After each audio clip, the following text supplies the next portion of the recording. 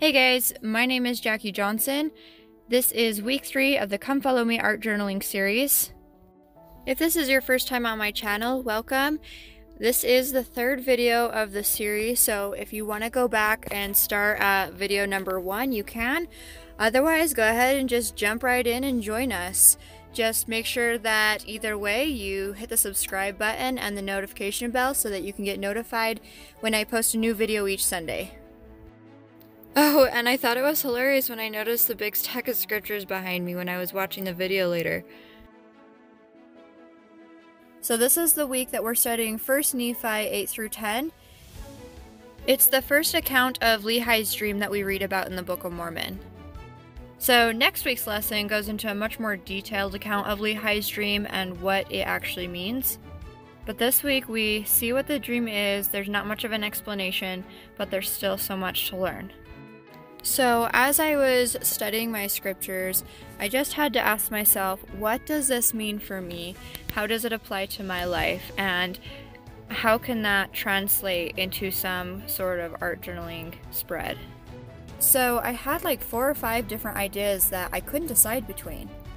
One of the things that I thought that I wanted to do was to create an art journal spread with just the tree and the rod of iron and the river and the spacious building. You know, just like the normal, like a normal illustration of Lehi's dream. But I felt like I wanted it to be more personal. For me, the purpose of art journaling in the first place is for me to find a way to come closer to the Lord. And I just really felt like I wanted this to be more personal. And so what I decided in the end was to create a sort of whimsical self-portrait of myself eating the fruit from the tree of life. So I just started off by drawing a face, and I wanted it to just resemble me. I didn't need it to be like an exact image of what I look like. So this is just supposed to be really relaxed and super enjoyable for me, and so to me it doesn't matter if it's not realistic. So if you want to do the same thing that I'm doing and you're not sure how to draw a face or draw a self-portrait, even if it's just a whimsical one, I have another video that you can go and watch. It's how to draw faces. So I'll just put a link to that in the description box below and at the end of this video, so you can go and check that out if you want. So it was really funny because right here where I'm drawing this hand, I used a reference photo to try to draw the hand correctly. But I was using a reference photo of like an older lady, and her hands were kind of gnarled, I guess, and it was just really funny when I was trying to draw it because it wasn't exactly working out. So anyway, eventually I just took a picture of my own hand and used that as a reference. So I don't draw a lot of hands, so my only suggestion is if you do want to do that, to find yourself a reference photo or even just take one of your own hand and use that. And now right before I start putting color down, I just erase all of the lines so that they're a lot lighter, so that when I'm done, I don't have a lot of thick or extraneous lines coming through my work. So when I go to color the face, one of my favorite ways to do this is I take a water-soluble crayon or pencil, and I'm going to go in and lay down where I want to put all of the shadows before I even start painting. So if you're not sure where to put the shadows down on a face, go and watch my other video. I explain it in more detail in that video. Another thing that you could do is go online and just search where to put shadows on a face, and that's a really good way to figure that out as well. I also wanted to make sure that the fruit that was in my hand was painted white and almost glowing, so I painted that as part of the light source as well. In order to get that kind of effect, you just have to make sure that the lights that are closest to the glowing object are as light as you can make them. By the way, this art journal spread took me nearly like 4 hours, so I had to take some breaks. So the second step in my process in coloring a face is I will get a skin tone color acrylic and I water it down really, really thin. So then I'm just going to paint the entire face, and I'm going to use the watered down paint to activate these water-soluble crayon that I put down already. I also make sure that I have some white acrylic paint there as well to bring back out those highlights. So I do think that this technique to shade a face is a little bit more difficult than some techniques, but in my opinion it's a lot easier than just using acrylic paint. When you put down the water-soluble crayon or pencil first, it makes it so that you don't have to try so hard to get those shadows in there. The color comes out along with the acrylic paint. I find that it's easier to put the shadows down as a dry medium first, because then you're not stressing out about going quickly before your paint dries or something. So if you decide to do this technique, you should tag me on Instagram so I can see it. Or even if you decide to use a different medium to create this, still tag me, I want to see your work. By the way, if you don't already follow me on Instagram, you should go and follow me.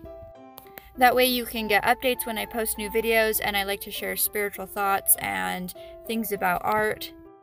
So if that's the kind of stuff you like, make sure you follow me. I'll put a link to my Instagram account in the description box below. So just as a side note, these techniques that I'm showing you work with any color skin tone. So if you need lighter or darker skin, just go up or down the scale in the color that you need.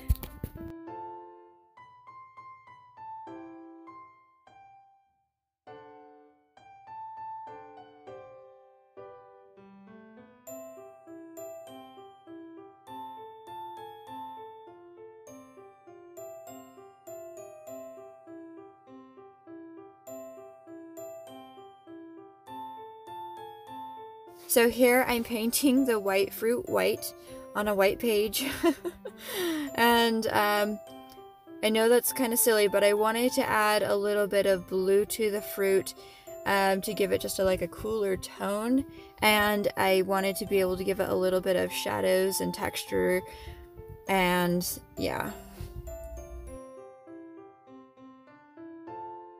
And after all that, I needed another break.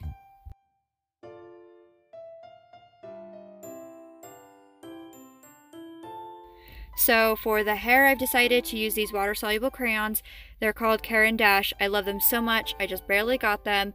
They are a bit pricey, but I'll put a link to them below, and if you want to get them, I highly recommend them.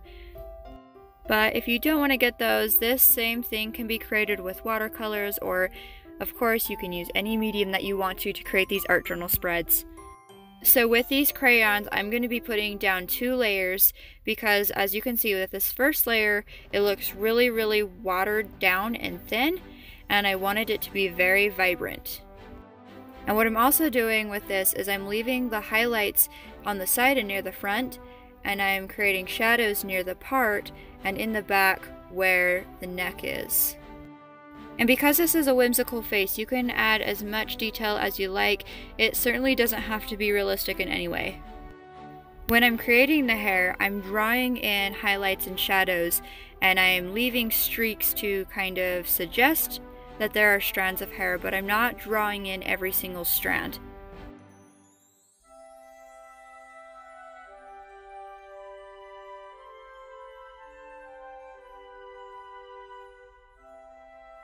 And so now I'm just adding the very first layer of color to the lips.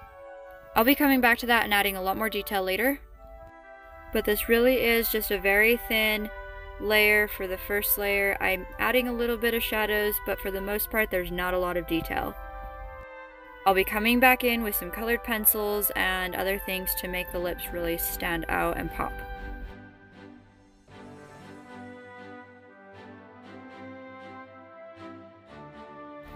So here I'm coloring in the eyes, and I'm using the water-soluble crayons as my first layer. I have hazel eyes, so I'd put in a little bit of green and a little bit of brown.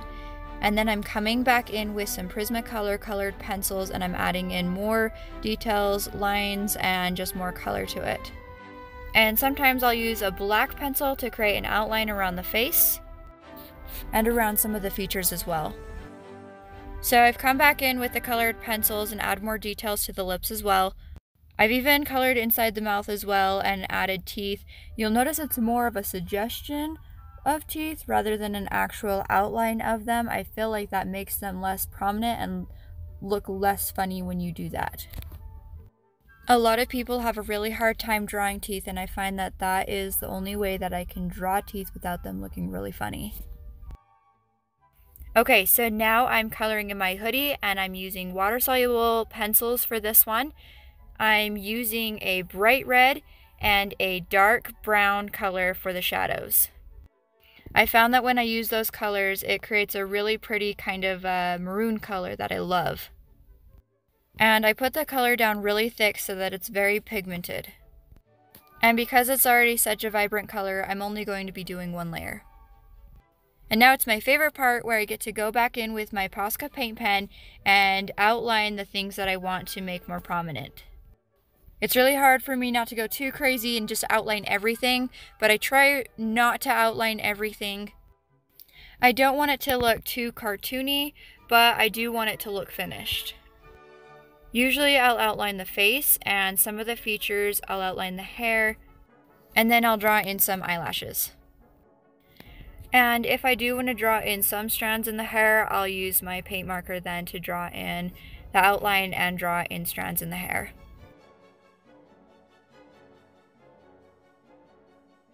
So when I'm done with the outlining with my black paint pen, I come back in with the white paint pen to do highlights. I'll usually add highlights to the lips, the eyes, and the hair. And then sometimes I'll even add highlights to the chin, the tip of the nose, or even the cheekbones. And now I'm completely done drawing my whimsical self-portrait, and I'm going on to the background. So I wanted to keep it quite simple because I already knew that I was going to come back in with my black paint pen again and doodle some of the things from LEHI'S Dream on my page.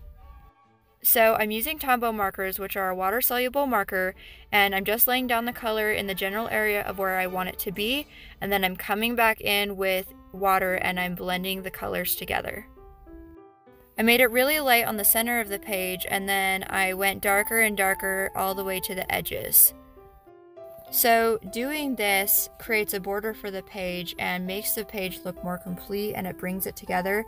But the other thing that it does is it draws the eyes in and tells your eyes where to look on the page.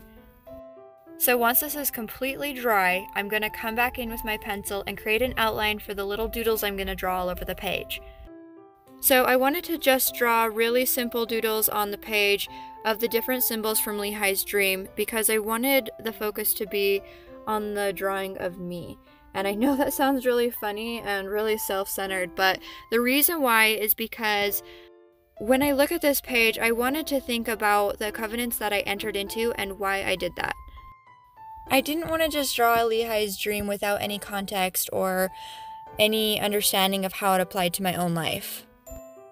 I wanted to understand the hope and the blessings from the dream, and I wanted to understand the warnings as well and how they applied to my life.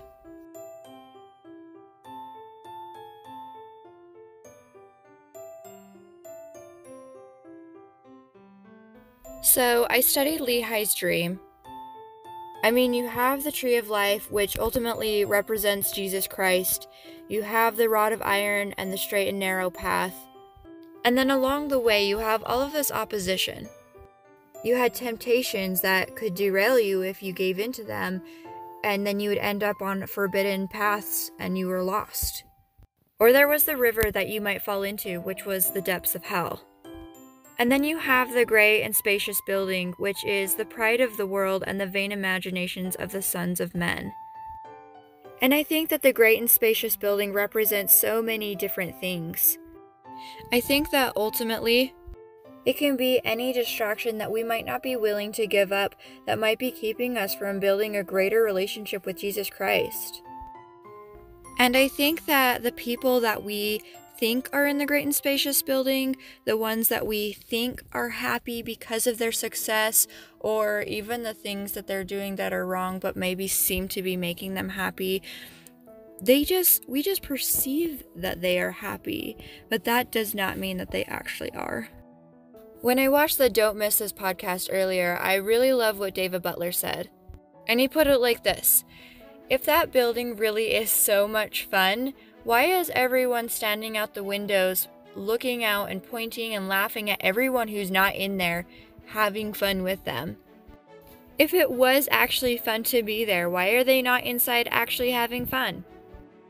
He said it's like people going to Disneyland and then everyone just standing at the gates and laughing at everyone who wasn't in there with them. I thought that was a really good way to put it. So I think my biggest takeaway from my scripture study, though, was that I have to be really careful, because at this point I have partaken of the fruit, but as we can see in this chapter, you can still fall away even after you've tasted the goodness of the fruit. And I think that it's just really important that I make sure that I read my scriptures every single day, and that I pray, and I don't heed the people who are against the church or who complain when things are hard. I just think that it's so important that we pray and receive revelation for ourselves, especially when we don't understand things or things are hard. It's just important not to fall into the trap of complaining about things that we don't understand and becoming a scorner as well. Alright, and that's it, guys. Thank you so much for watching. If you like this video, make sure you give it a like. Don't forget to hit the subscribe button, hit that notification bell so that you get notified when I post a new video. I post new videos every single Sunday. Thank you so much again, and I'll see you in the next one.